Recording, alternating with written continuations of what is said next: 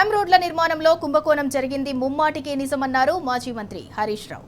Assembly సమావేశాలు జరిగినప్పుడే ఈ విషయాన్ని మేం బయటపెట్టామని గుర్తు చేశారు. టెండర్లు ఓపెన్ చేయకముందే కుంభకోణం ఎలా జరుగుతోందని ఆనాడు కాంగ్రెస్ నాయకులు అడ్డగోలుగా వాదించారని అన్నారు.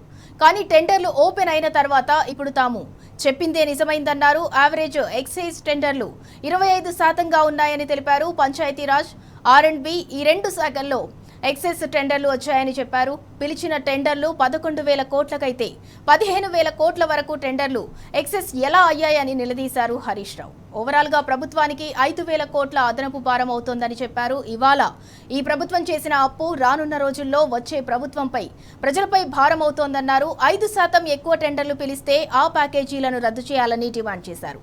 పారదర్శకత ఉండాలంటే వెంటనే టెండర్లు రద్దు చేయాలన్నారు హరీష్ రావు.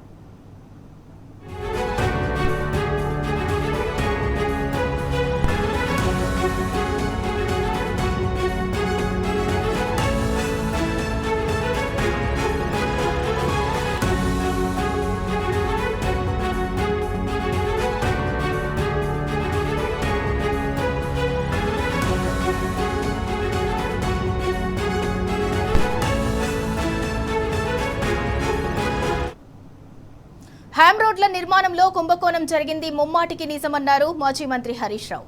అసెంబ్లీ సమావేశాలు జరిగినప్పుడే ఈ విషయాన్ని మేం బయటపెట్టామని గుర్తు చేశారు. టెండర్లు ఓపెన్ చేయకముందే కుంభకోణం ఎలా జరుగుతోందని ఆనాడు కాంగ్రెస్ నాయకులు అడ్డగోలుగా వాదించారని అన్నారు.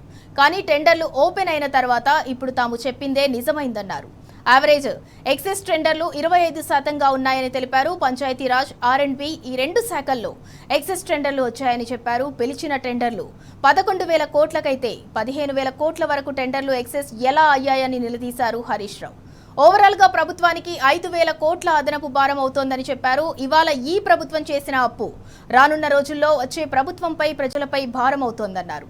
5% ఎక్కువ టెండర్లు పిలిస్తే ఆ ప్యాకేజీలను రద్దు చేయాలని డిమాండ్ చేశారు.